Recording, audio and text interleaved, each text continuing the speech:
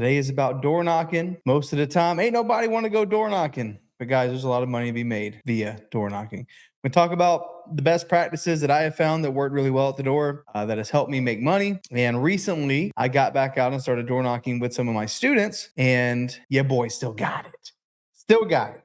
So nothing has changed, which is great because that means everything that we do is pretty repeatable. If you learn these steps and you do these things, you're probably going to do deals when it comes to door knocking. So as we dive into this, I understand that door knocking, it isn't everybody's cup of tea. I get it. But if you can learn this strategy, not only does this stuff work over the phone, it's just communication. So if you can communicate to someone at the door, you can probably do it over the phone. You can do it via text. And you can do it anywhere. But I personally like going to the door because it kind of sets you apart from the rest of your competition, right? Everybody else is calling, everybody else is texting them. How do you differentiate yourself from the rest? And normally that's by connecting with someone at the door. People remember like how you make them feel. So if you learn this skill, whether you go do it locally or you do this virtually, and some of you guys like virtually drive for dollars and stuff, it can be translated to many different places. But in my opinion, the way we go about, number one, finding these leads, because we're going to cover that today as we kind of dive into this training, how we go about finding these leads. We're going to go through that. And then we're going to go through different types of leads that you're going to find at the door, how to handle each. And then we're going to break down what to say, what to do, and ultimately how to get someone to sign a contract with you. That's the big deal. What you can expect on the back end after you sign the contract as far as protecting yourself so no one else comes in and steals your deal. We're going to cover that too. But in my opinion, you take all these things and you put them together, and the things that you learn here that you could do at the door, it could not be your cup of tea. It could be your thing. It's like, I don't want to go door knock. It seems kind of scary, whatever. But guys, if you learn this, like one deal could change your life. You could go get a deal this afternoon. It could change your life forever. I have one of my students, Matt Sessa. This is the reason why I got back into door knocking, and the reason why we're doing this training is shout out Matt, because he wanted to learn how to door knock. I'm like, dude, I haven't door knocked in probably 2 years. So I'm going to give it a shot and I'll teach you what I know, but I haven't gone out there in a while to do it. But, I took him out, and within one afternoon we knocked on, I believe it was 6 doors total. And from there we set 2 appointments. And from there we got our first deal. And you can do the math on this. The property is worth about $530 and we got it under contract for $350, and it doesn't really need much work. So, that's a huge deal. And that happened from one afternoon. And the thing about this stuff is it's pretty predictable. The problems are pretty predictable as well. You're going to face very similar stuff when it comes to your leads. And the great part about it, you get good at solving those problems, you're going to make a bunch of money. So it cannot be your quote unquote cup of tea, and still you can go make a bunch of money doing this, right? If you told me, hey, if I was like almost for certain to make 50 grand this month just from knocking on a few doors, I would for sure. I don't know about the rest of you guys, but I would for sure go do it. What about the rest of you guys? If you knew that you could segment your list and focus on specific types of properties, you can go make 50 grand this month on 1 or 2 deals. Like, these deals are typically just bigger in nature. It's the reason why door knocking foreclosures is still popular, because the spreads are typically huge. Right. So we're going to go over that today. Now that my mouse is charged, I would draw it on my iPad, but that's charging too. So we're going to go through and we're going to break this stuff down on a flow chart today. So if you have any questions, guys, as we go through this, please feel free to stop me, ask questions as we roll through. But we got a lot to cover. We're going to start at the top, and we're going to start at leads, and we're going to work our way all the way down through the entire process. Is that cool? You guys ready to do this or what? Let's do it. Let's do it. Okay. All right. So door knocking foreclosures, this works in any market. Now, we've mentioned this before in our foreclosure masterclass that it depends on the state that you're in, right? It depends on the state that you're in.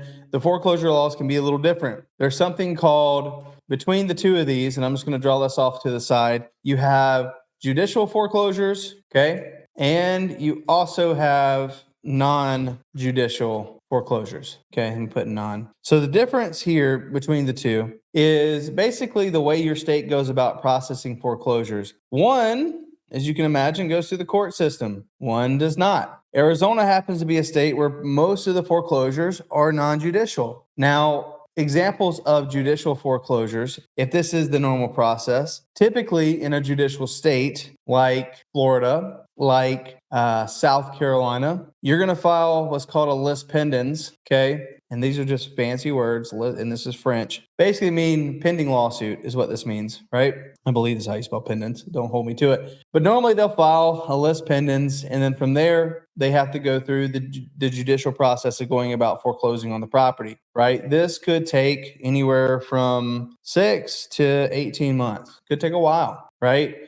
Now, an example of a list pendants foreclosure is, in some of these judicial states could be a for mortgage foreclosure, but oftentimes these are like HOA foreclosures or, some sort of private lien foreclosure. So I'm just going to do HOA here as an example. So you can still have a list pendants filed in a non-judicial state, and they have to still go through the normal court process to foreclose on the home. Just know that if it has to go through the court system, it's just going to take longer. Right. So that's not to say that you can't do these deals. It's just important for you to understand the timeline. Non-judicial foreclosure, they get what's called a notice of default after 90 days, right? They have a right to cure this default. And then typically, if they don't cure the default within 30 to 60 days, depends on the lender, they will send a notice of sale, NOS, right? And notice of sale basically says, hey, your house is going to be foreclosed on in 90 days if you don't fix this. Cool? So that's how that works. Notice of sale, notice of default, one way or the other. If they get the notice of sale, they have 90 days until public auction. Okay? So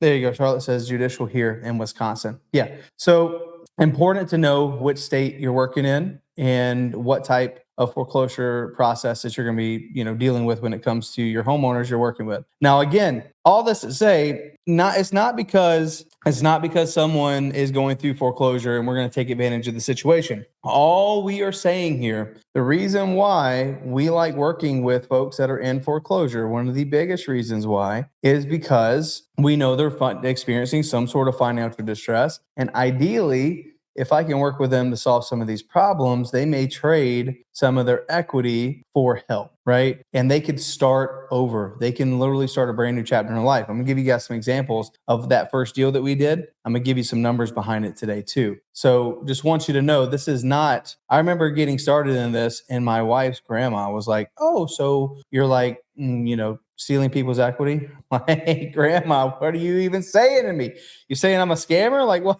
What are you trying to say? Right? No, like we are here to help. And best believe, like, to be clear, guys, if you know something that can help someone save their home, like let's 100% do that, right? We're not here to just say, oh, you have to sell your house. And you'll learn in this approach, it's all consultative. And if 100%, if we can help somebody, that's what we're going to do. Okay. So at the end of the day, right now, what I want to hear in the chat is what state that you're in. You can literally Google your state. I want to see in the chat, were you guys in a judicial state or a non-judicial state? Put in the chat right now if you guys could pull up Google. So that way we can kind of like make this group learning as we go through. Want to hear exactly what you guys got going on. Are you in a judicial state or a non-judicial state? Let's hear it. Let's hear it.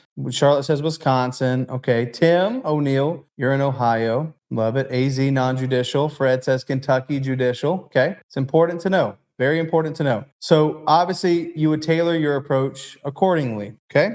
All right. If you guys get a text from me, just know you're already here. So don't even worry about it. Okay. So with this, we want to start talking about, okay, well, if I understand what state I'm in, judicial or non-judicial, let's figure out the big piece here is where do we get our leads? So in the chat, where would you guys go right now if you wanted to go door knock foreclosures? Who would you like go door knock? Like, where would you go get this list? What do you guys think? Lucas says California non-judicial. Nice.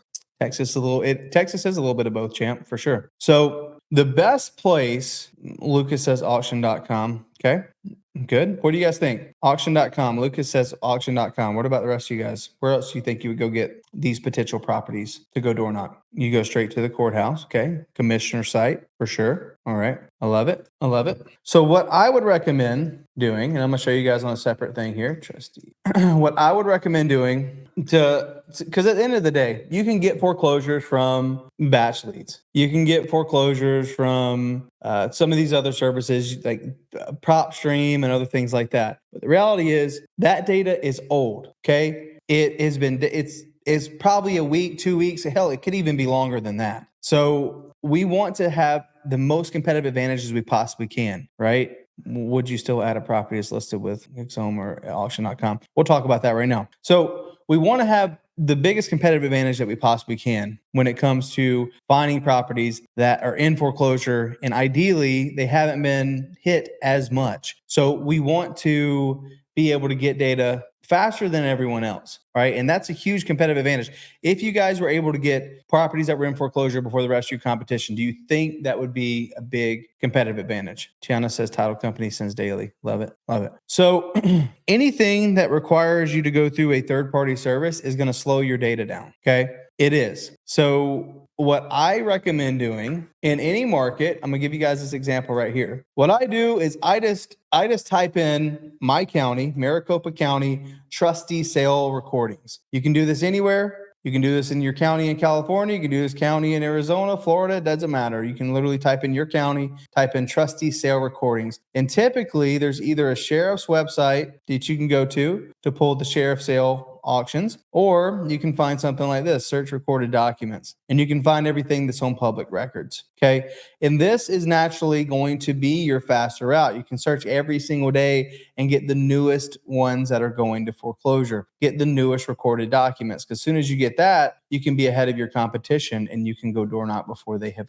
gotten hit by 12 to 15 other people. But so when it comes to pulling leads, so I'm gonna go ahead and start here, right? So leads. Leads, I would highly recommend going to the county website. And I see My Monsoon here. So I see Brandon, I know you're in Arizona when you say this. It's still a little dated. My Monsoon is going to take about 3 or 4 days to get the information from the county. It's like when you close on a home, it doesn't register in My Monsoon for like 3 or 4 days, right? So just something to take it to acknowledge. But you want to search your county website for your leads, okay? County website is going to trump it. If you're not doing that, there's stuff like Foreclosures Daily, and things like this. Now, these types of websites that sell foreclosure leads, they're expensive. They're like $500 to $1,000 a month. But basically what these services do is they just go to the county website and scrape the data for you, right? But you don't need to spend any money to do this. And I saw like, hey, can we still do properties that are auction.com and X? I'm like 100% because they're still in foreclosure. But again, everyone else has that data too. And at some point, everybody's going to have it anyways. Doesn't really matter. We're just trying to get there faster than everyone else. Because when it comes to doing deals at the door, not only do you want to get your property from the county website, or obviously try to get as many competitive advantages as you have, really the way that you do deals with folks and the way these foreclosure deals work, to be clear, there's never going to be a time where you're talking to someone that no one else is talking to, okay? When it comes to foreclosure, they're probably talking to 10, 15, 20 other investors. Maybe even more. They're getting hundreds of phone calls. People are stopping by. It really comes down to 2 things, right? 2 things to do deals at the door. Number 1, it's timing, serendipitous timing. I can't put that into more like a bigger emphasis on timing itself. You have to get yourself in a position to have good timing, which means you got to follow up. You got to stop by at different times of the day. You got to talk to the right person and the right whatever. You got to be persistent. Yes, that's a part of it, but timing's important. So like the 2 properties that we set appointments for out of 5 homes that we knocked, we were leaving the house. Like we had knocked on the door. No one came. We waited. We knocked on the door again. No one came. We waited. You're not going to do a ton of deals from leaving sticky notes or barely tapping on the door. You got to knock like you mean it, and you got to be wanting to have a conversation, because the conversations are the most important pieces here. And I'll give you guys the KPIs at the end. But at the end of the day, timing is so important. So as we were leaving, both times the homeowners rolled up to the house as we were leaving, and they both blew us off. And they said, "Why the hell are you here?" And blah, blah, blah. And this other guy acted like he didn't even see us there. He kept his head down and kept walking. But eventually we just kept talking to him. And then he stopped and started talking to us.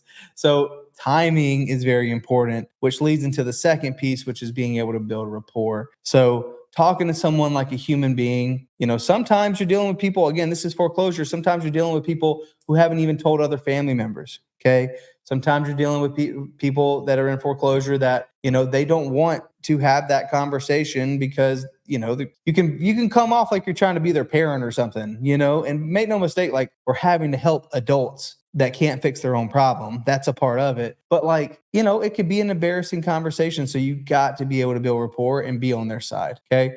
So those are the two pieces when it comes to the actual, how you get the approach. But we'll talk about that here in just a second.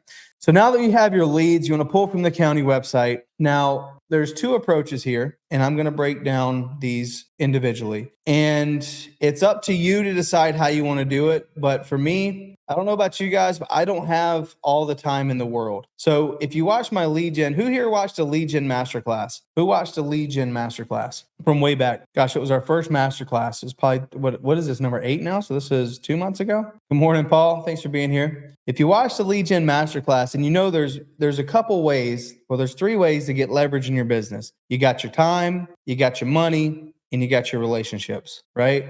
You got your time, you got your money, and you got your relationships. Corey, I'll get to the opening line, I promise. But when it comes to time, money, and relationships, door knocking works great for folks who have time, but you either don't have money or don't want to spend money to get deals. And I say that's 100% a great strategy to have. You don't need to spend a bunch of money on marketing, but you're spending your time instead of spending your money, right? There is a trade-off for this. So I want to be as efficient as I possibly can when I go out and knock on doors. How did I know from those 5 doors that I was probably going to be able to set an appointment or get a deal in 5 or 10 doors? Because I focus on a very small, select amount of people. So you can go 2 different approaches, right? You can either go this is I'm going to just put here the cast a wide net approach. And then I'm going to put here is like the sniper approach. Okay. So the biggest deals when it comes to foreclosures, what has to happen to make a foreclosure deal to have a really big assignment fee? What has to be true? Put in the chat. What has to be true for you to get a big assignment fee on a foreclosure deal? Tom Jones says spread. Exactly.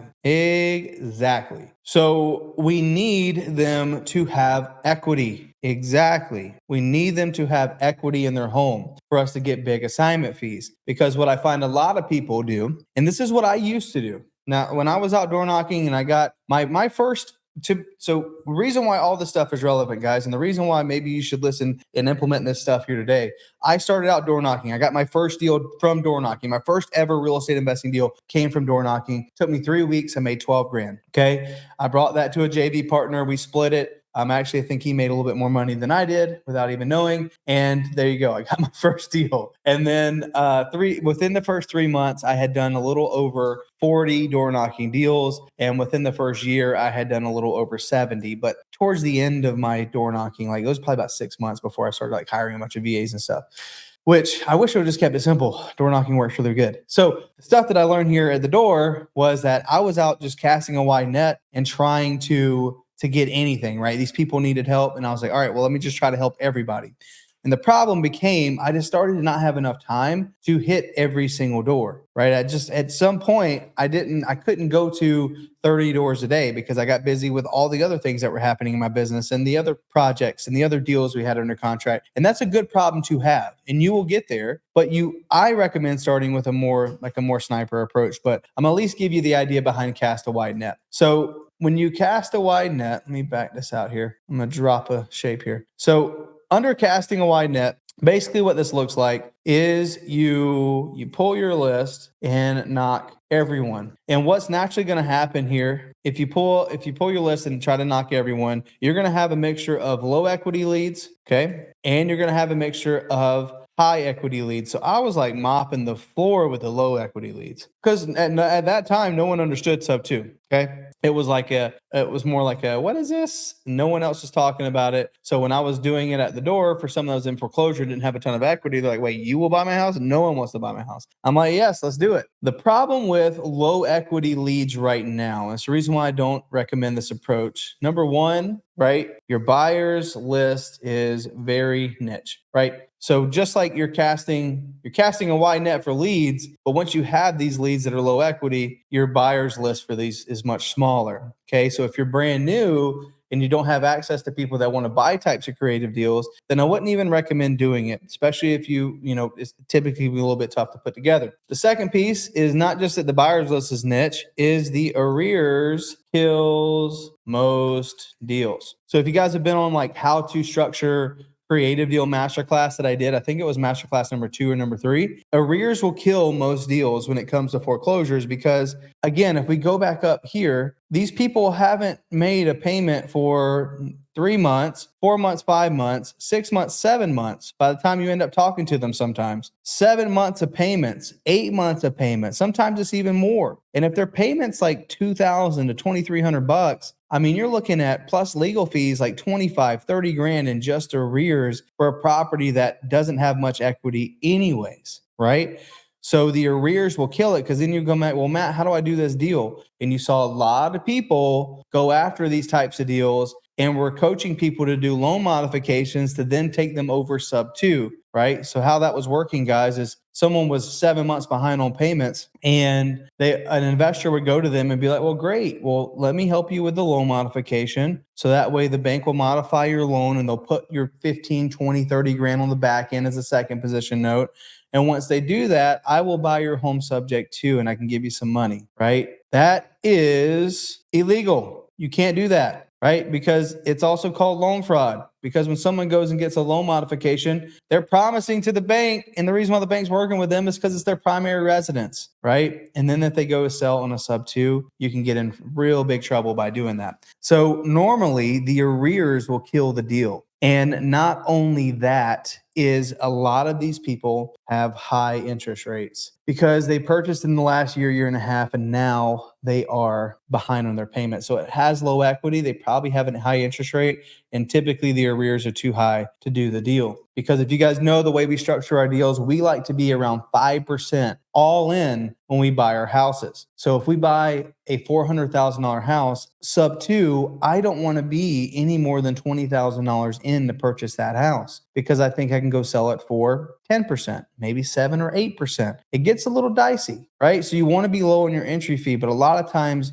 you can't get it low enough because the arrears are higher than what you can even offer on a sub 2 or seller or creative finance type of deal, right? So just know when you cast a wide net, you're going to get that. And then sporadically, you're going to have these leads which have, a low mortgage, right? Right. Low mortgage, but you don't know, right? You don't know if they'd actually sell, right? So ideally, guys, the way you want to go about door knocking and going and pulling your list and doing all this is I highly recommend, if it's not you, but get a VA if necessary, so you can be a little bit more sniper-like with your approach. So if you ask me, casting a wide net can work. You can take a bunch of action. You can door knock everyone. You're going to have a mixture of a bunch of different things, and you're going to get a deal if you don't give up. Right? This is one of those things that as long as you don't quit, you will get a deal for sure. It's not if, it is definitely when, but you have to hit enough doors to make sure that happens, right? Talk about this all the time. It's really just a numbers game, right? I had 2 guys here last night that came from door knocking solar, and they're like, I gave them the rundown here, and they're like, oh my God, this is easy. Like we come from getting our teeth knocked in, door knocking and asking people if they want to buy solar panels, right? I'm like, well, you guys are going to do great because it's not that hard. All we're trying to do is have a conversation. I see a lot of the thing about the investing world is oftentimes we get a little too fancy. And I say that because I got fancy. As soon as I started doing door knocking deals, I'm like, all right, well, now I'm going to hire VAs. I'm going to do PPC and do all these other stuff. When I could have just scaled this door knocking model and probably made even more money because it'll work. It's time tested. It's something I don't have to worry about the algorithm of Facebook, YouTube, whatever. This will always be around. So I want to say you can 100% build a very substantial business on this. 100%. Clyde, I love that. Better late than never, right? Clyde said, try door knocking to sell Kirby vacuums. Yeah, no thanks, right? But you can do it. You certainly can do it. But the way I like to do it is I like to go about a little bit more sniper approach. So what I do is I pull all foreclosures, right? And I learned this from a good friend of mine. His name's Nick Newling. If you guys haven't connected with him, he's a great guy. And this is what he's been doing. And I started doing it. I'm like,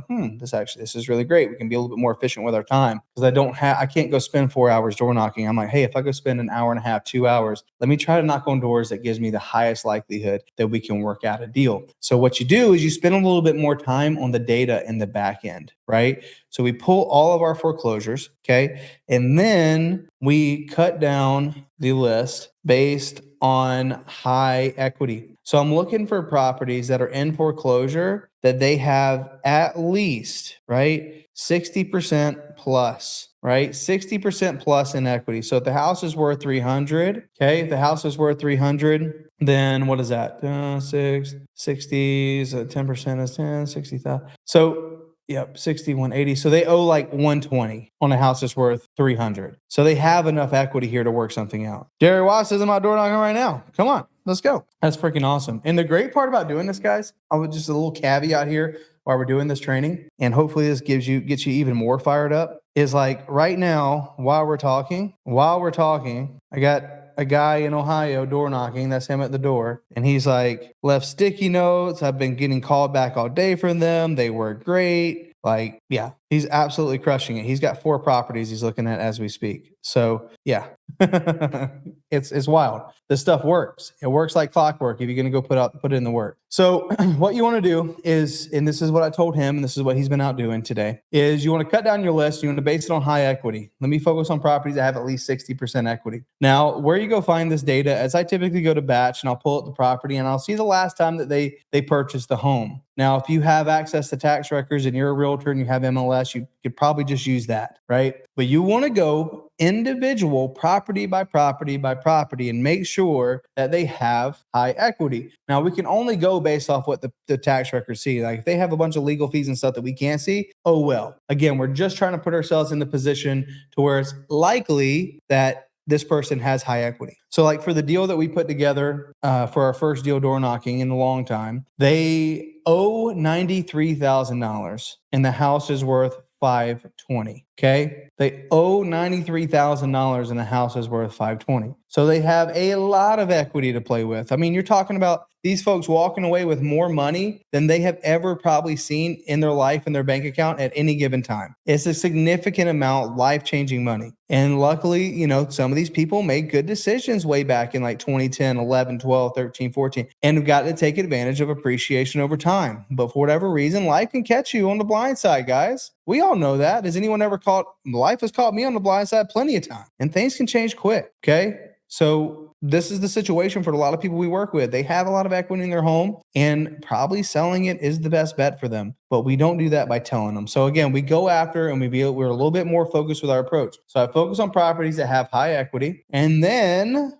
we'll go to Google Maps or online photos and look for distress, right? So after I got my properties that have high equity, I'll then go try to look at Google Maps photos and see what it looks like on the outside. If it looks like it's distressed, even better. That's super duper hot, right? Super duper hot lead. Now, the last step to this is get this thing skip traced. Now, you want the highest of the highest quality data when you skip trace this stuff, okay? Because you want to have not only the homeowner's phone number, you want the relative's phone number, this is all pre-foreclosure. We don't do foreclosures, guys, because that's when the bank already owns the property, okay? We want to get it before it goes to auction. So, Betty, hopefully that helps. But you want to make sure you have the relative's phone number, the spouse's phone number, the acquaintances, anyone who's related to them or has known them in the past. I want their phone number so I can get a hold of them. Oftentimes, someone has passed away, right? Oftentimes, you want to know if there's a deceased flag or someone has passed away, so that way you know to maybe call the relatives and how to have a more delicate conversation than being like, hey, is John around? And like, no, John died 2 months ago, right? Or whatever, right? It's crazy, but you need to know these things. So you want to get this list skip traced, and I would recommend, so I'm going to do high quality skip tracing. Okay. So when I say high quality skip tracing, do not use batch leads. I love batch leads to death. I use it to pull my active listings when we call real estate agents and stuff. But I do not use batch leads to give me the best data, because the reality is, guys, they don't have the best data. PropStream does not have the best data. The data don't. Okay. So what you're going to want to do is you want to use a service that had, now look, when I say this, I'm only saying this based on my opinion of what I've used. I have not used every skip trace known to man. Every time I see a skip tracing service, you guys will be like, hey, Matt, do you know anything about Data Zap 5000? I'm like, no, I don't know about that. Never used it. Hey, do you know? I'm just going to tell you guys what I use, and it's high quality stuff. So I use a platform called skipmatrix.com. I don't have an affiliate code. You guys can say that Matt sent you, but I'm not looking for any sort of kickback for using it. I just use that to skip trace my list, and their stuff is amazing, right? It's 15 cents per record, but it is so worth it. So if you have a list of 100 people, pay the 15 cent. That's $15, right? So Skip Matrix is incredible. Not only does it tell you the homeowner's name and their phone number, it'll tell you if there is a deceased flag, right? So you know if there's someone who had passed away, so you know kind of who you need to talk to. You'll have an email, you'll have multiple emails there, and then you'll have family members, okay? You'll have family members that are on that skip trace list too. So you can go and click on the family member, you can call them if you need to. And then it also adds like acquaintances or previous connections. So people maybe they've worked with in the past, you'll have their phone numbers too, right? So that's a really big deal. Okay, so high quality skip tracing, you want to use something like Skip Matrix. All that because I have their phone number and stuff I need this even though I'm going and door knocking, because sometimes I'll go out and door knock and in front of the house, I'll take a picture and text it to them, say, hey, I'm just outside. I'd love to try to help you, right? Or love to have a conversation. So again, the sniper approach, I'm going to mark this one green. Okay. The sniper approach is we're going to pull all foreclosures. We're going to cut down the list based on high equity. We're going to Google Maps or online photos to look for distress. And then we're going to skip trace those people. Okay. This is a small list. Okay. It's a small list. Now, even though, because I could take right now in Arizona, in Maricopa County, I mean, I can let me see if I can pull this up for you guys, just so you can kind of see what this looks like for us in Arizona. Let me say DT. And I believe last time I looked, it was like 880 foreclosures, but I want to make sure I got it right. Let me see.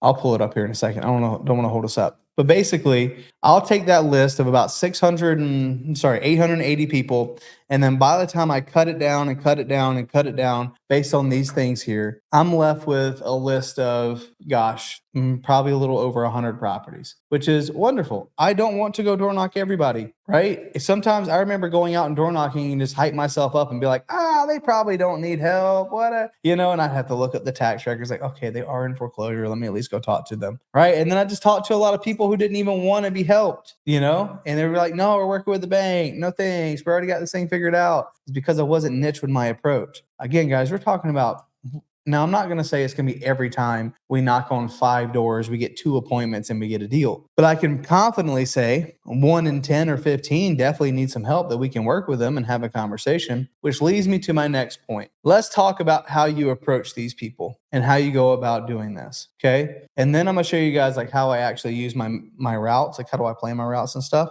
But the approach, okay, we talked about leads. Is everybody clear on leads? We're good there? Give me a yes if we're good on you understanding how we go about the leads. All right. Give me a heck yeah. Skip. Yep. Is that how you spell it? Yep. Skip Matrix, Betty. You got it right for sure. All right. Okay, cool. So the approach is the next thing. All right. So I do my foreclosures as a 2-step approach, right? It's a 2-step door knocking approach. All right. And the reason why I do this is some of you guys put so much pressure on getting a deal the first time, right? You put so much pressure on, you're at the door with somebody and you're like, I got to get all this stuff right now. You don't. And in fact, I want to encourage you to make it seem like you're busy. I want to encourage you to not try to get too much done at the door, but leave something to be desired, right? If you're super needy and being like, oh, I can help you, let me come in, like you're never going to do that deal. But by actually talking to somebody, I mean, you guys may have seen on the YouTube channel of us door knocking, the guy actually let us in the house, right? He let us in the house, and normally that doesn't happen that often. But from the first time, he's like, you just want to come in and see the house? It went from, what the hell are you guys doing here? I'm tired of investors. They always want me to sign some shit and all this other stuff,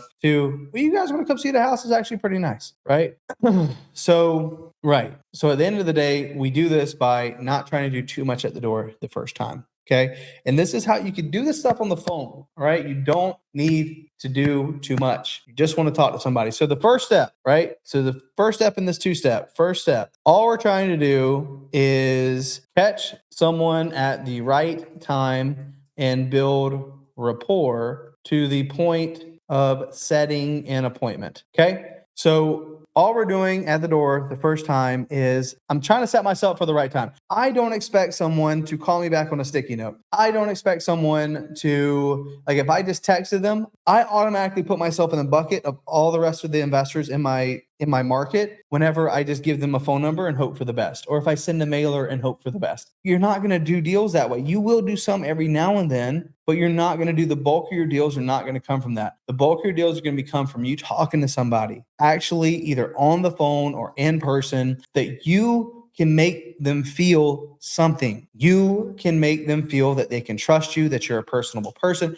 whatever. Because otherwise, you're just like everybody else. So the first time at the door, I'm trying to get somebody at the right time, just to the point where I can build enough rapport, potentially help them see how things could not work out according to plan. Okay, Tiana, if you're nervous to go, Tiana, what market are you in? I see you say you're nervous to go by yourself. Put what market you're in. We'd love to help. But the thing here is the way that we go about building rapport is we want to know what we're talking about. And that's why it's important you guys understand not only like the difference in judicial and non-judicial, but also the options they have that they could potentially stop a foreclosure. I don't get a deal. I never get a deal by telling someone all the options at the door. I'm never like, well, you could do a loan mod. You could also file bankruptcy. You could also do this. You could also do that.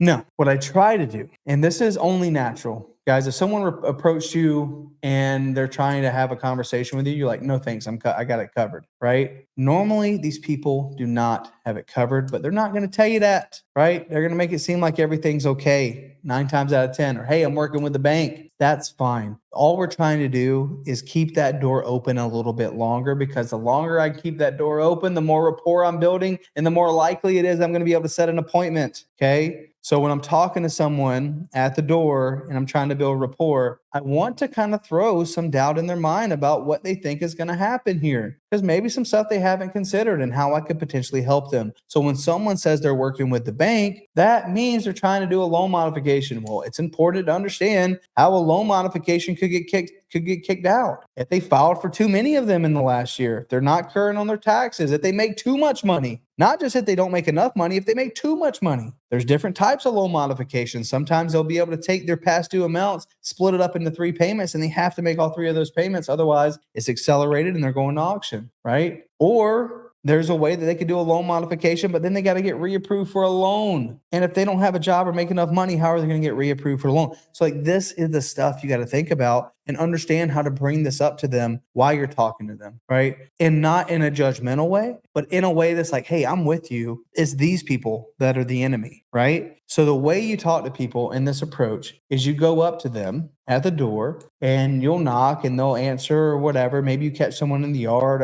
wherever you catch somebody saying, hey, just stopping by. I know you guys are probably getting a ton of people coming by about the mortgage or the house. I'm sure you guys probably already have it covered. And if you wanted to sell the house, you would have probably already done it, right? They're like, yeah, no, we got it covered. Say, got it. Well, look, I'm not here to like have you sign or buy a house or like whatever. I'm here because I think I could help. Do you know what's currently going on with the lender, or like what's happening? What's going on, right? And let them talk. And they'll typically say, yeah, no, it was a miscommunication from blah, blah, blah, blah, blah. We got it all covered now. Say, got it. So that means I think that's awesome. So you guys are doing a loan modification, right? And then I can kind of walk through, because normally plan A for most people is a loan modification, right? They fill out some paperwork and they send it into the lender. Well, guys, that paperwork can take 30 days to process. Could take even longer. So if they're in foreclosure and their house is going to auction in 90 days, well, if they're taking 30 days out of that 90, just waiting to hear something back. So what if they waste all that time, right?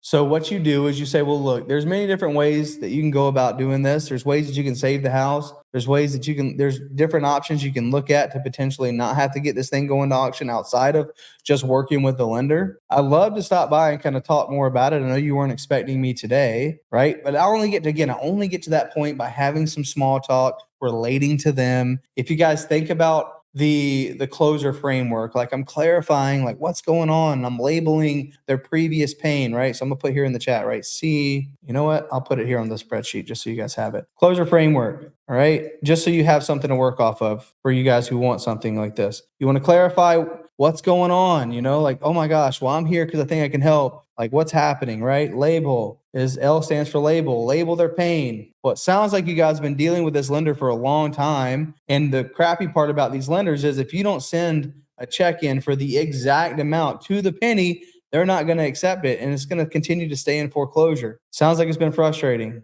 It looks like you guys have maybe potentially tried to sell, but no one's giving you the price you're looking for, right? I'm labeling the pain. O is I overview. Overview past experiences. All right. Well, what's it been like working with the bank up to this point? Oh, okay. Well, it seems like you guys are doing X, Y, Z. So I can overview their past experiences, and I'll stay right there. I will stay right there until I have enough rapport build to go in and do what's called L stands for sell the vacay, right? I'm not selling the, oh, we're going to have you fill out this paperwork and then we're going to do this. And then maybe it's plan B. And then what we're going to do is we're going to call that attorney and blah, blah, blah, blah, blah. Like none of that works ever. Promise you. People don't care. Like when someone is on the phone with them and you're planning out your family vacation and you're in Maui and like you're in your mind when you're planning your vacation, you're thinking about your toes in the sand, sipping on a mixed drink or a cocktail, having some fun with your family or yourself. You're not thinking about packing your bags, getting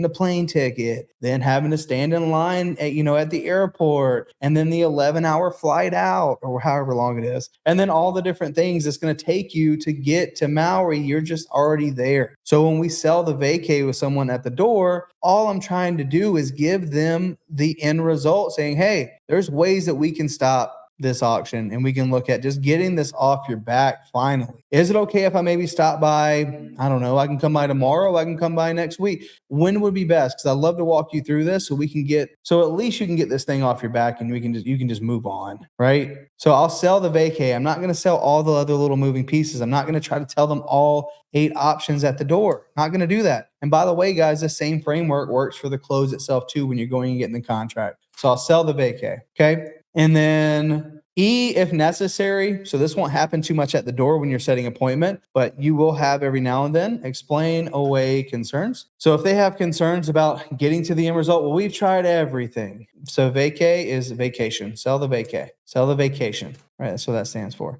We want to explain away their concerns, right? We're like, well, we've already tried everything. Well, what is everything? Well, we've looked at this in the past and investors say they want to help, but really they just want to buy the house. Address that saying, yes, I am a real estate investor. I do only get paid if I buy this house. But I tell you what, I've never bought a house from someone who didn't want to sell it to me. If I can help you guys save the house, let's do it. And if we look at all the options on the table and the best thing is maybe starting a new chapter and putting a lot of money in your pocket, we could talk about that too. But we don't even have to. Let's look at the other stuff first, right? Explain away concerns. And then once you get the appointment set, or once you get the contract, or whenever someone has committed something to you, setting an appointment or a contract, whatever, you want to then reinforce their decision. Okay. Because even after someone has said, yeah, come back next Tuesday, they have now committed something to you. And if you're like, okay, wonderful, thank you, I'll see you Tuesday. They're going to have remorse. You go to follow up and be like, hey, just making sure we're good for today. They're going to ghost you, right? Hey, just checking in, making sure I'll see you this afternoon. They're not going to answer. You have to reinforce their decision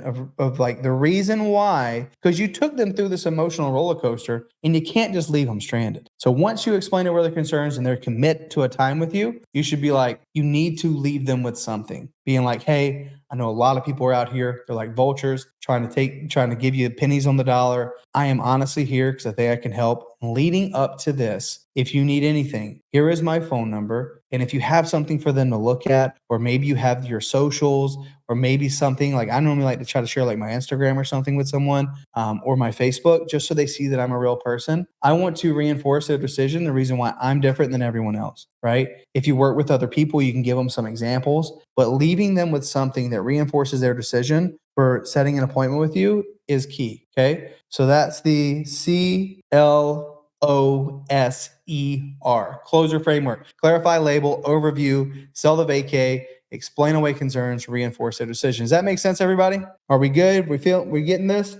Is this helpful at all? Sweet. Okay. So that's the first step. All we are trying to do is on the first time at the door is we're trying to build rapport and set an appointment. We're not trying to do too much, right? Okay. Second step in this process, and I promise you guys, this stuff works. It works like clockwork. It's crazy. These communication tactics and skills can pay you millions of dollars a year. Okay. And it works. So second step here is you actually attend appointment. And at this point, you're not going to present any numbers unless they are ready to make a decision. Attend appointment, walk through options, see, and you want to discover is a better word. Discover if lead is ready to solve their problems. Sometimes you go sit down with somebody and they're still hard-headed and they're like, well, that sounds great. Thank you. I'm gonna see what I could do. Like, you can't help somebody, guys. You can't help somebody who don't want to be helped. Okay. And the last thing you want to do at an appointment is present your offer to someone who is not ready to go. They're not ready to sign a contract. And how this actually works, right? When you're sitting down, you're going through the options and you're like, all right, well, what's the next step look like? And what I normally like to do is I'll go through the clarify, label, overview, sell the vacate, explain away concerns, etc. I'll go through them and say, okay, well, it sounds like I'm here today because I think I can help. And if saving the home just isn't a viable option because you have so much equity here, are you open to having a plan B or a plan C or a plan D if needed? Like, what's the worst case scenario if you're unable to save the house? Are you going to leave all this equity on the table, right?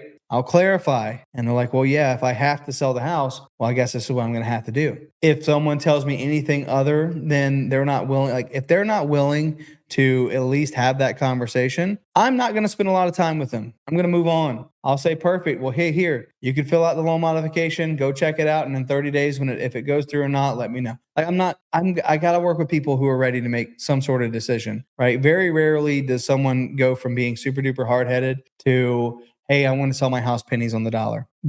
And also, we're not trying to do that anyways. But again, if I can help someone, for sure, like, hey, here's the next steps. But if I don't even have someone across from me who's ready to do anything, even after I set an appointment, I'm not going to spend a bunch of time on it, okay?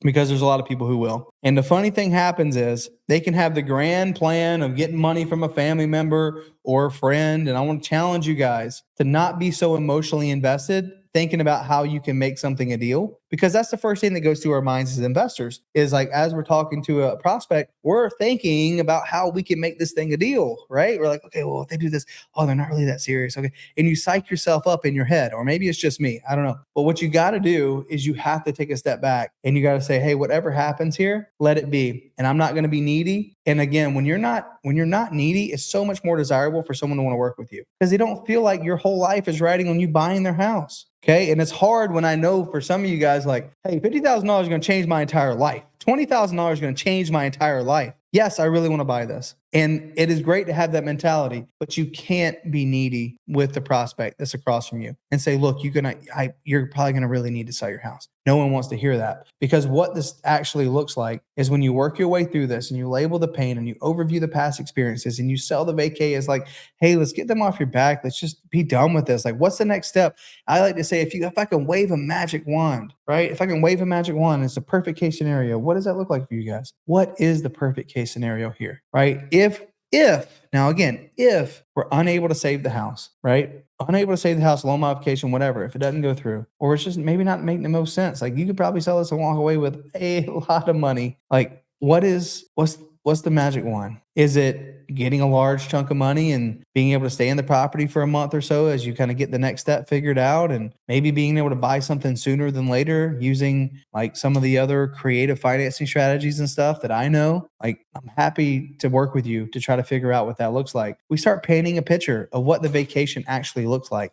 I can't sell the vacay if I don't even know what the hell the vacay is, right? So that's why I asked the magic wand question. Try to figure out what the perfect case scenario is, and then I'll work my way from there. And I also leverage this when the time comes to sign a contract and make a decision. It's got to get him to make a decision. But if I will stay there and I'll do what I need to. And sometimes these appointments take 30 minutes. Sometimes these appointments take 2 hours. The one that we recently did on, what's the day? Saturday? On Thursday, took me 2 hours and 15 minutes because it was a lot of selling the vacay and figuring out what the next steps were. But you walk through the options, you discover the lead is ready to solve their problems. If they're ready to solve their problems, great. You'll go for the close, right? If ready, present solution. If not, okay, If not, do not mention your offer. If they're not ready to make a decision, please never, ever, ever mention your offer. Well, if I can give you $200,000, does that change your mind? No, it's never going to change anyone's mind. There's no amount of money that's going to make someone be like, oh, again, because we're not going to pay more than everybody else in our market. So when that's the case,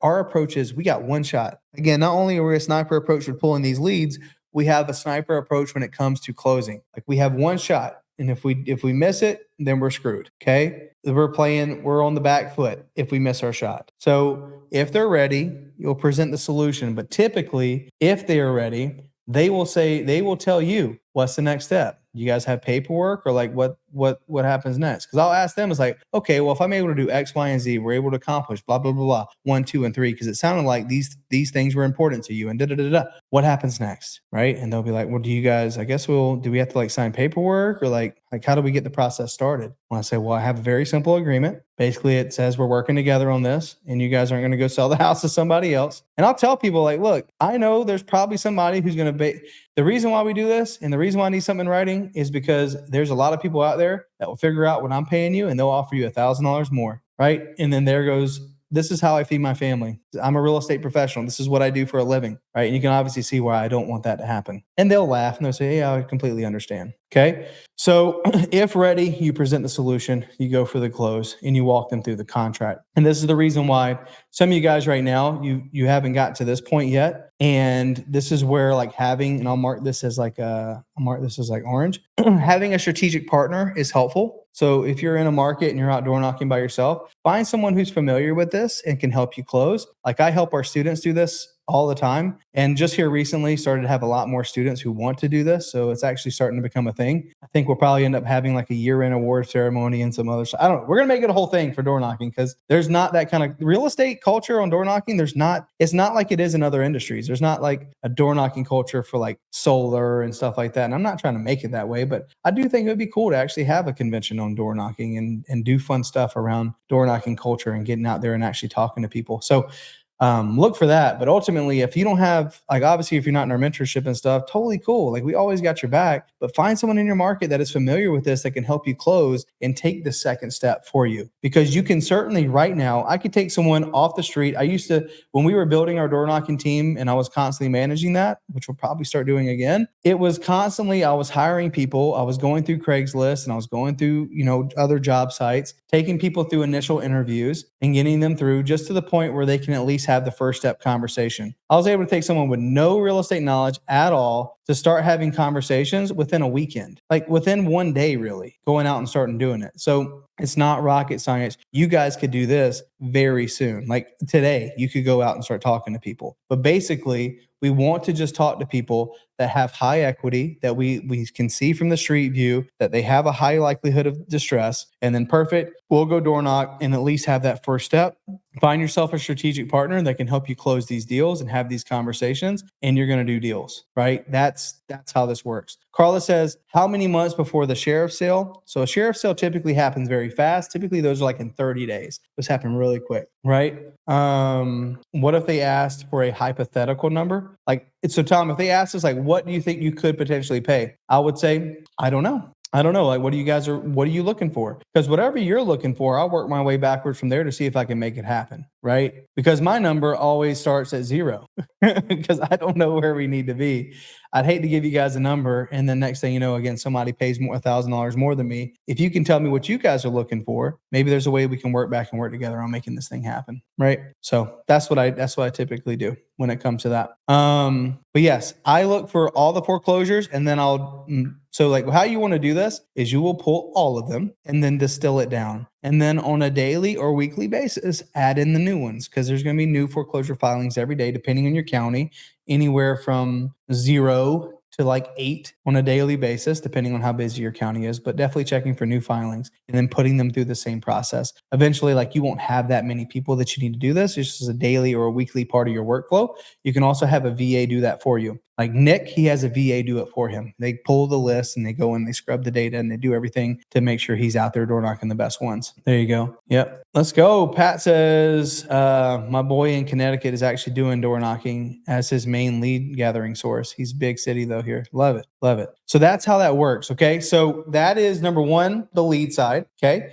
What we're looking to go door knock. That is number two, the approach with how we go about approaching these folks at the door. Now, when it comes to managing the leads, because again, if they're not ready, do not mention your offer. This is a follow-up game at this point. Okay. We want to follow up. And again, so for example, guys, let me pull up this text conversation so I can give you real stuff. Dun, dun. There you go. Okay. So this conversation went from, hey, this is Matt Beard. We stopped by. It's April 11th. April 12th, I followed up. No answer. April 12th, I followed up again. No answer. April 15th, I followed up. No answer. April 16th, I followed up. He answered and said, hey, sorry, may not be tonight. I said, okay. April 18th, followed up. No answer. That following Sunday, followed up. No answer. I went back by and then I talked to the wife at the door. And she's like, yeah, come back another time. And then I texted them Monday. And I texted them Tuesday. And then on Wednesday, they said it's best if we come back by. So this is the first time they responded. He responded to me twice this entire process. And then on Thursday, we finally got together. So I had to follow up however many times that was, anywhere from like 6 to 7 to 8 times of me going back out to getting them to finally lock in to come to the appointment. Okay. So just know that that is a part of this process. Somewhere between first step and second step, you could have someone cancel the appointment, need to move it, need to reschedule. Happens very, very, very often. Know that you may need to follow up 6, 7, 8 times to then finally get a point to you can sit down with them. And then same thing here. If they're not ready to make a decision, you put them back through the follow-up, and maybe it's not an everyday sort of situation. It's more of a weekly situation. Okay. So what we do to manage this, right? And I'll just kind of give you guys the rundown here. I'm going to do lead management. Lead management is very important with foreclosures because it's very easy to just focus on what's in front of you. Okay. Very, very easy to focus on what's in front of you. Some of you guys are wondering like, hey, what's the best software for me to go out and door knock? Batch Leads has a map feature where you can kind of put your leads in to go. It's really made for more driving for dollars, in my opinion, not necessarily for foreclosures. I do it the old school way still because there's a really cool tool. If you guys want to like get really serious about this, it costs like $4,000 to do, but it's sick. It has like all kind of features inside of it with like list pulling and stuff. But I didn't want to spend $4,000. The whole purpose of me door knocking is not to spend a bunch of money to do this. So I personally like to manage my leads something like this. Okay, so let me pull this up. Anyplace Homes Direct. Okay, so there's a couple pieces to this. Let me pull the websites up so I can just hit it all at once. So the actual doing of the work is what we're getting into now. Okay. We talked about how to get the leads and we talked about the approach. I'm trying to follow what's happening in the chat, but I can't hardly read that fast. Yeah. How far into foreclosure works best? You want to get there as soon as possible and you'll stay there until it goes to auction. So yeah, it could be from the very beginning and obviously working with people whose auctions within the next week. So they have to make some decisions, right? Maybe they've already had, who knows, right? So with lead management, I use 2 separate approaches. So let me show you what I personally like to do. And this is the non-fancy way. Are you guys okay with me showing you a non-fancy way of doing this? Is that fine? I'm going to move this out so that way I can pull this up. This is a very not so fancy, but very effective way to go make $50,000 in a week or 2. Okay. So what I do is, who remembers using MapQuest way back in the day? Who remembers MapQuest way back when? I remember my parents used to use it and my mom would like print off all the directions for us going to the beach. And it would be like a fat stack of like, it was almost like a book of every single turn we'd have to take. Yeah. Okay. So what I personally like to do is I take my list. Okay. And I have it. So here's a real example. So here's all the Arizona foreclosures. Okay. And I like to put, and I pulled this on April 18th. I like to put filters on all my data. So I put it on a spreadsheet and I literally come here to data and I do, you'll see if I remove filter, you'll see it, but it's basically like add filter. It looks like this. And then I filter by city, right? So if I was like, hey, here's every single foreclosure, you'll see whatever that is as 807, right? Is all of them. This isn't filtered by low equity. Okay, but I'm using this as an example. So if I wanted to map out my routes and say, hey, I want to go door knocking today, but I only want to door knock, Gilbert, because that's where I'm close to. I can come here to my sheet and say, okay, well, here's all my Gilbert foreclosures. I also have, from the data that I pulled and I could see where the trustee sale data is. Like, oh my gosh, these people is already gone. So I won't even worry about these. But these people on the 30th of April, so literally next week, and these people are next Friday. So I could probably focus on saying, hey, let me figure out of these people who has low equity, and I'm gonna go try to knock on those, right? So that's a really big deal. And you want to be able to pull this information and have it.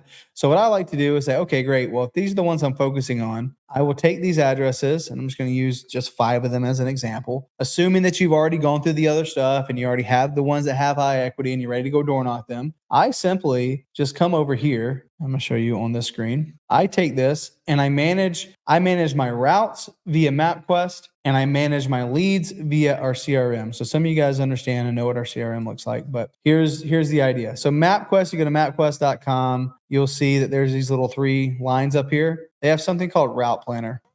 So whenever I was an appraiser, I used to use this all the time. But with door knocking, I'll take my 5 addresses and I put them in here. And before I paste, I click on the box like, let us reorder your stops and make this a round trip. So, 123 Main Street, whatever. So over here, I will click on view route directions, and you'll see, here we are, right? I don't know where this first address is. Let me pull this off. And Tradewind Drive is not in Florida, but it's in Gilbert. Let me reorder that and hit this. But basically, I like to use this as my way of going and pulling my route. You guys get the idea. So I view the directions. Here we are. Don't know why this one's still up there. Okay, let's just pretend it's these 3. Okay, I'll let them reorder our route, make it a round trip. But basically, if I had 20 properties in here or 10, it'll tell me my route. I need to go to Balboa first, and I go to this one, then I go to Garnett, and blah, blah, blah, blah.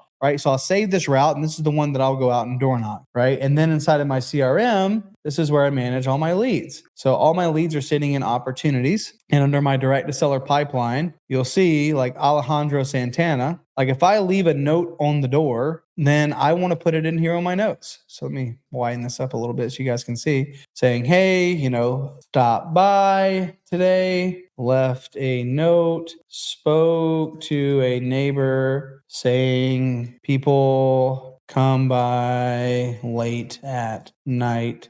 Goal is to stop back by tomorrow at 7:30 p.m. or something, right? So I'll leave that in my notes so I can say, like, okay, well, this was date stamped today by Matthew Beard. I'll go and leave a task for myself, and I'll say, all right, well, I said, go door knock at 7:30 p.m. Assign that to myself. When is it due? I'm going to have it due tomorrow, Sunday at 7:30 p.m., right? You widen this up a little bit. So 7:30 p.m. is my task, and I'm going to hit save. And what that's going to do is going to leave me a task inside of my CRM. So if I go to my task, I can see it. Go door knock at 7:30 p.m. Alejandro Santana. Right, it's due tomorrow at 7:30. So inside of my CRM, I can keep track of all my tasks that I need to do on a daily basis, as well as I can see it on my dashboard. You see it; it'll pop up here. Go door knock right here. Go door knock Alejandro Santana. When I'm done, I just check it off. Right, leave new notes and keep updating tasks. But I stay organized inside the CRM because it's way better than using a pipeline. We have automations in here. If I take a new lead and I go and door knock them and they don't answer the door, whatever phone number I have on file, it'll opt them into like a text and a voicemail sequence for them, and then it'll automatically follow up with them, et cetera, et cetera. But not to be too fancy, I literally just work off a spreadsheet, and then from the spreadsheet, I go out and map my route to go door knock, right? I use literally use MapQuest to do it. I think Matt Sessa, one of my students, he's using something called Route Warrior. I believe this is a thing. Yeah. So this is what he uses. And I think this is a paid platform, but he loves doing it because it can save his routes and stuff. But again, MapQuest is free. This looks like it's $15 a month. So if that's something that you want to look at, he uses Road Warrior, but I personally just use MapQuest to map my routes. And then I update my CRM because my leads are already in my CRM. So the same people that's on that spreadsheet are already on my CRM. So I can easily just find them in here and just be like, all right, well, Alejandro, they stopped by. I got their phone number. Maybe it's a different phone number than I have on file. I can update it. There's a mobile app for it. So I'll update there. And then I can text them saying, hey, thanks for your time today. I can keep track of all my conversations in here, all in one place, nice and organized. But the actual planning of the map, the route, is not a bad option. Google has been tough for me. So that's the reason why I don't normally use Google, because like their route planner is kind of like, it's not as easy to use as something like MapQuest, in my opinion. Like literally just pasting all the addresses in and letting them reorder it and doing a round trip with the shortest time is just really simple to do. Okay. So again, the approach here, guys, I'm gonna hit this back from the top. So what we talked about, I'm gonna stop sharing and I'm gonna share this. What you're trying to do here when you're door knocking foreclosures is, the first thing you are trying to do is, we are focusing on people that have high equity. And if we have a quality conversation with them, there's a good chance we can do something with that lead. Having a great conversation with a lead that you can do nothing with is about as pointless as you sitting home and just watching TV on a Saturday afternoon, right? You might as well have just done that if you went and spent time talking to leads that you can't actually make money on. All right. So once you know you're talking to the right people, you do the two-step approach, which the first step, all we're trying to do is catch someone at the right time, the right day, and build rapport with them at the door by not being, big bad investor, but by trying to be a friend, right? And people are going to be standoffish. That's just the way it is. All we're like, it's never the situation. It's always if someone's willing to be helped. So don't beat yourself up or don't be upset about, hey, I'm trying to help this person, Matt. Like, what am I doing wrong at the door? You can easily just say next, right? You can't say the wrong thing to the right person, and you can't say the right thing to the wrong person, right? So that's something to just keep in your mind as you go through this. You use the closer framework to then push to the second step, is where you close people. Okay. If you're ready, present a solution. If not, don't mention your offer, follow up with them. The way that you manage your leads, I'll put it here. Number one, you can do a couple things, but I personally, work off spreadsheet of hottest leads. Two, I map my route daily according to the sheet. And then I update CRM with notes for follow-up, texts, emails, and calls, right? So that's how we manage these leads. And you can update your route. You can mark them in the CRM. Like, what I recommend doing is tagging leads inside of your CRM accordingly. Like, so if you have someone that's a hot lead, well, you want to tag them accordingly in your CRM. So that way, like, okay, well, everybody that I've gone out and I've actually talked to, which are my hottest ones, which are ones that they, I talked to, but they're not ready to solve the problem. I told them I'd follow up in a week.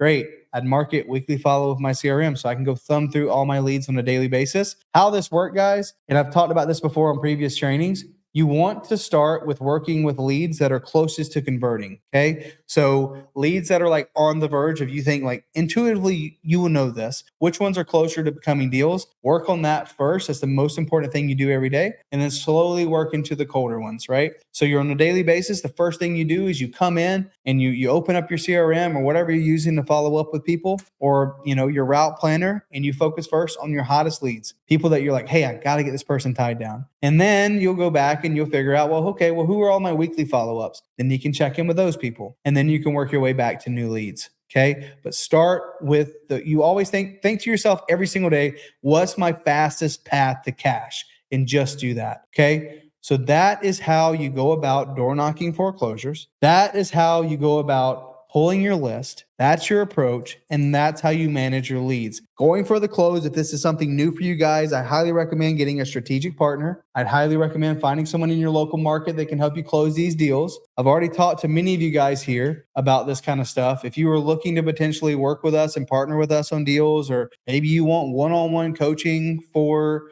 your real estate business to get this thing to scale, then obviously I'd love to talk with you. If you use this link, you will actually talk to me. So you can always book a call with me. Of course, like, our mentorship definitely costs money and is something that you would need to invest in. But whatever you're trying to do, if you're looking to build your real estate business on door knocking and you want to build this thing out to where you can do a couple deals to 2 or 3 deals a month, and you don't want to build a whole team, great. That's very realistic. If you want to build a whole team and you want to do 10 deals a month with door knocking, great. That's a whole new set of problems. Let's start with getting 1, 2, and 3, and then we can scale that out. but we've done it. If you want to build a business that's virtual and maybe door knocking isn't your thing and you still want to work with foreclosures, great. We can build it. We've done it. If you're looking to work, a lot of my students right now, they work with real estate agents. A lot of our deals come from real estate agents. You've seen my trainings on Creative Ninja and the cash cowboy cowgirl approach. That's us calling agents and getting cash deals. We did over $100,000 in assignment fees this past week just from doing those types of deals. So I don't want you to get too bogged down into all the different shiny objects. There's so many ways to make money in real estate. For me, getting started, door knocking was a wonderful thing because I like talking to people. I wanted to get out and I wanted to focus on these types of properties. I learned a lot in the process, but that's also not for everybody. So if you guys want to use this link, this one is my personal calendar. You can book a time with me and we can talk about the strategy that may fit best for you, right? You don't have to get on this, and I'm not going to like sell you on, hey, you got to come join the mentorship. But if it makes sense, consider it. But at the end of the day, like I love to just help you guys, point you in the right direction to see how I can help you. If you're limited on time, well, great. You might have to get a VA, right? You may have to get other partner, someone local to help you grow your business. If you're limited on money, then great. You're going to have to do free lead gen sources and understand that you're going to have to trade your time. Instead of spending money, you're going to have to spend your time either going out door knocking or doing the work with calling agents and going the cash cowboy or the creative ninja approach. Like we will figure out the best strategy for you and then we'll go from there. So you can book a time with me there. But as far as door knocking foreclosures are concerned, how do you guys feel about today? How do you guys feel about the training for understanding how to go about working with people in foreclosure and going and door knocking them? Is it more simple than you thought? I promise you the best things in life are very simple, but they may not be easy, right? Very simple, but may not be easy. How do you get access to Agent Mastery, Mark, in the Essentials course? If you have Masterclass Pass, you will have access to that. So if you go to noflufflive.com/masterclass pass, you'll get access to all those things too. So we do these trainings on weekends for free. We do these trainings to help you guys and gals grow your businesses I believe information should be there. You should be able to, I want this group and I want these masterclasses to be the most valuable thing that you do this year. I want you to have everything you need to grow your business, because if that happens, I know there's a good chance that we're probably going to do deals together in the future. So rock and roll, y'all. I got your back no matter what. So if you get the masterclass pass, go watch the previous masterclasses. They're just like this. They're about an hour and a half to 2 hours long, going deep into the details. If you have questions on door knocking, or if you're local here in Phoenix and you want to go door knocking together, you know I'm always down. Come on, I'd love to. I'm actually flying out. I'm going to go to Florida to go door knock with Chris Cruz. I told him he's got to go at least door knock 100 doors to prove to me that he's serious, and I'll go fly out and door knock with him. So I think there's so much here, guys. There's enough for everybody. We've been documenting and filming our door knocking with Matt Sessa. So you guys are going to see more videos on the YouTube channel of us going out and door knocking and doing this stuff. So if you are apprehensive and you feel like you need some help, I want to challenge you guys right now. Go to the Facebook group, go to No Fluff Real Estate with Matt Beard, go in there and post what market you're in and find someone in your market to go door knocking with you. Say, hey, I'm looking for an accountability buddy to go out and door knock with me, and I'm in this market. Who wants to go door knock? Who wants to go get this money? Who wants to go do this? Right? Go post that in the Facebook group right now. Because if you're doing this alone, real estate's a team sport. I said this before. It's the reason why I like doing these trainings. Real estate's a team sport. So go find somebody in your market and go door knock with you. And who knows? Maybe I'll just show up and maybe we'll just go together.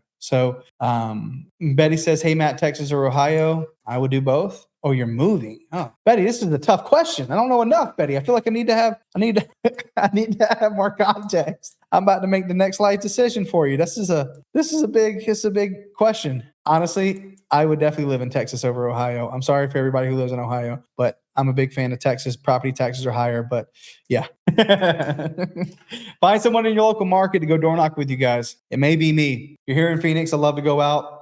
If you guys want to come out to door knock with us, our upcoming mastermind is June 7th, 8th, and 9th. On the 8th, we are for sure 100% going out and door knocking. So let's go. If you guys want to go together, you can come out and be a part of that. So nonetheless, I appreciate you all. Thank you so much. I appreciate the feedback too. Everybody, you've been amazing. This has been a really good training. If you have any questions or you want to go back and watch this recording and pick back up on the two-step process or how to manage the leads or how to go pull your list, this recording is going to be added to Masterclass Pass by tomorrow afternoon. So you have it there. You can go back and watch it. Everything that we discussed here, including the 8 options to stop foreclosure, You can find that in Masterclass Pass already in our foreclosure Masterclass. You see everything there. Nonetheless, this will be there. I appreciate you all. It's called No Fluff Real Estate with Matt Beard is the Facebook group. Go join that. If you're already in there, post in there right now. Share a picture if you want saying, or a video saying, hey,